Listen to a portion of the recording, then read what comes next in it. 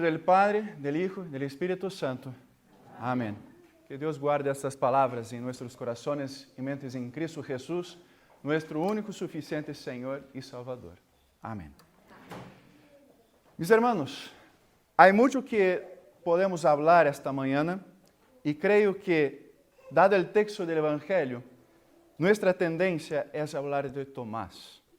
Pero con demasiada frecuencia, el mensaje se convierte en: no seas como Tomás.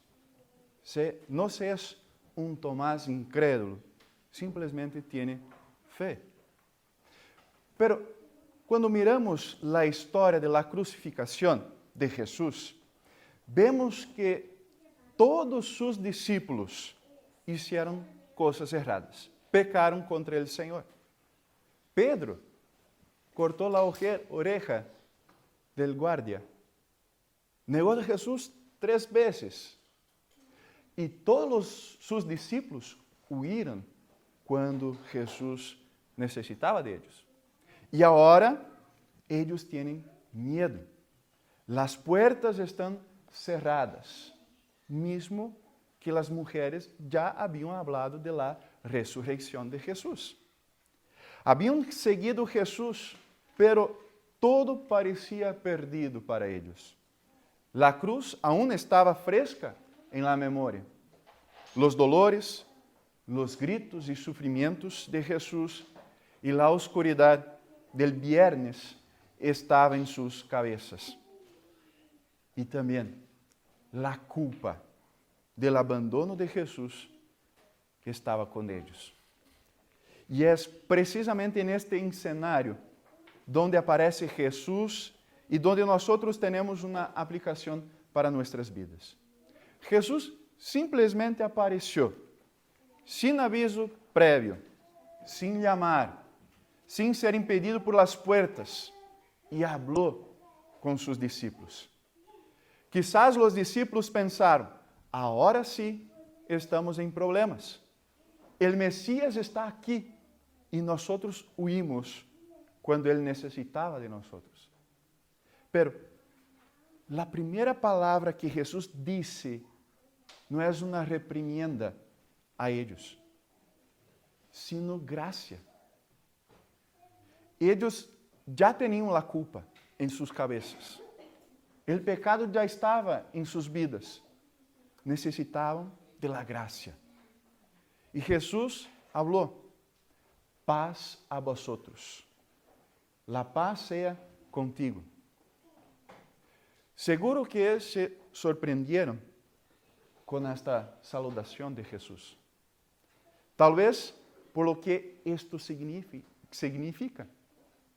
La paz que Jesús ofrece no es la ausencia de problemas, no es una emoción pasajera, es la reconciliación con Dios.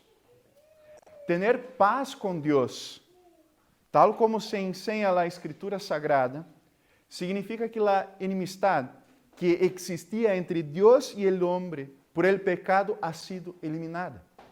El apóstol Pablo afirma en Romanos 5, por tanto, ya que hemos sido justificados por la fe, tenemos paz con Dios por medio de nuestro Señor Jesucristo. Esto indica que esta paz no es fruto de esfuerzos humanos, sino que Dios declara justo al pecador por la obra redentora de Cristo. Cuando Jesús habla: la paz sea con ustedes, Jesús perdona la incredulidad de ellos. Jesús perdona por todo que ellos hicieron. Incluso antes que puedan pedírselo, Jesús habla: la paz sea con ustedes. Él conoce los corazones y los perdona y absuelve de sus pecados. Entonces, les muestra las manos y el costado, porque al fin y al cabo sabe lo que están pensando. ¿Es realmente Jesús? ¿Puede ser Él?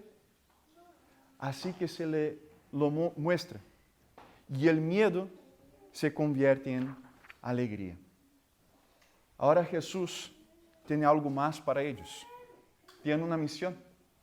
Primero, Jesús les dice que así como el Padre lo envió a Él, también Él los envía ahora. Esta es una continuación de su misión. Segundo, en este envío que está a punto de realizar, les da el Espíritu Santo.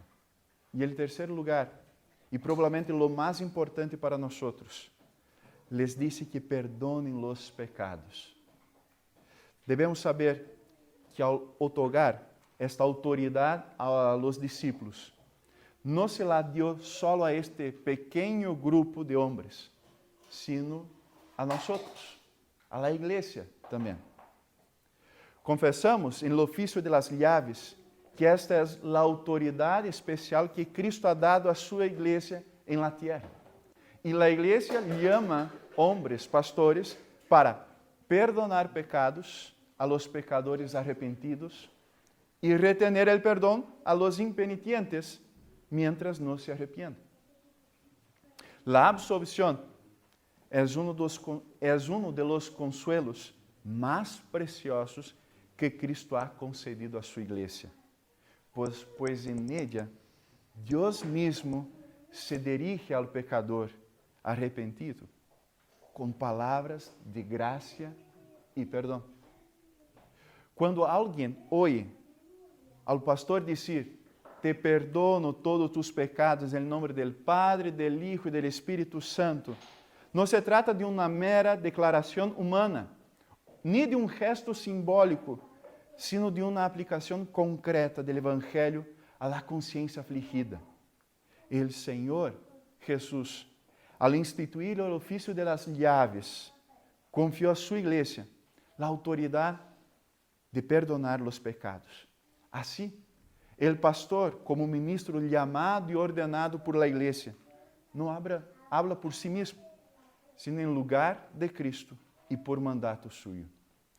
Según enseña Lutero en el Catecismo Menor, debemos creer firmemente que cuando los ministros de Cristo tratan con nosotros segundo su mandato divino, especialmente en la absolución, esto es tan válido y cierto en el cielo como si el mismo Cristo, nuestro Señor, tratara con nosotros personalmente.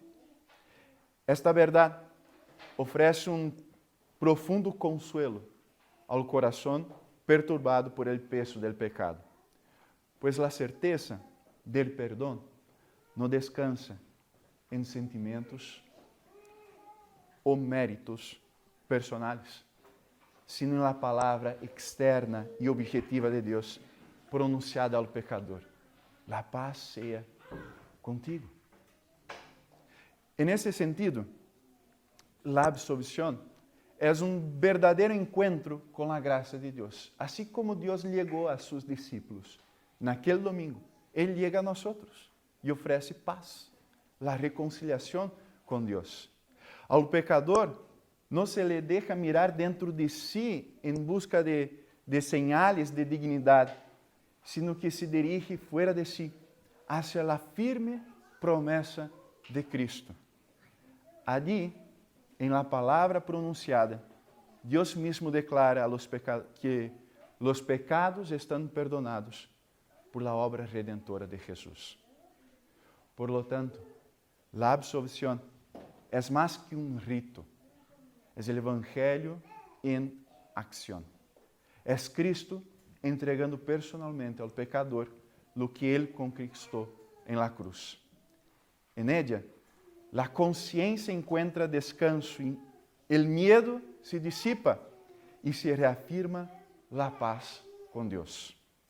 Así, el fiel puede salir fortalecido, seguro que sus pecados han sido verdaderamente perdonados y vivir en la libertad y la alegría de quien ha sido reconciliado con Dios por medio de la obra de Jesús en la cruz.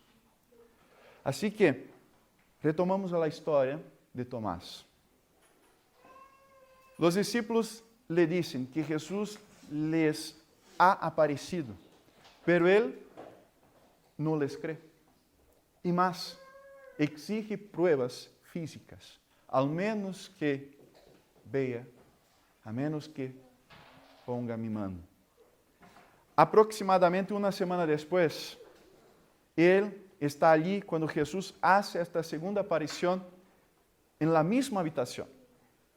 Essa mesma habitação cerrada com llaves. Jesus aparece de novo, esta vez com as mesmas palavras: la paz sea con vosotros. E luego le dá a Tomás lo mismo que a los demás, el perdão, junto com uma prova visual. E disse a Tomás que la toque. Não seas incrédulo, sino creente. Palavras que, sem dúvida, transpassaram o coração de Tomás e lhe llenaram de vergüenza e humildade, pero ciertamente também lhe deram uma consciência tranquila. Lo calmaram, porque ele também, como os demás, é absuelto de seu pecado de incredulidade. É perdonado. De sua boca brota esta grande exclamação de confissão: Senhor mío e Deus mío. Assim é com nós. Jesus aparece em nós, perdona nossos pecados e temos sua presença visível. E o mesmo perdão que ele declarou a seus discípulos, nós escutamos hoje. La paz sea com vosotros. Jesus buscou a seus discípulos para que creeram e para poder perdoná-los. Também nos busca a nós e nos assegura seu amor e seu perdão com as mesmas palavras: la paz sea com ustedes. E assim como les disse a seus discípulos, eu também les envio, nos envia a nós também a fazer o mesmo: perdonar pecados, predicar o Evangelho a todos. Em nome de Jesus. Amém. Que a paz de Deus, que sobrepassa todo entendimento, guarde vuestros corações e vuestras mentes em Cristo Jesus, nosso Senhor. Amém.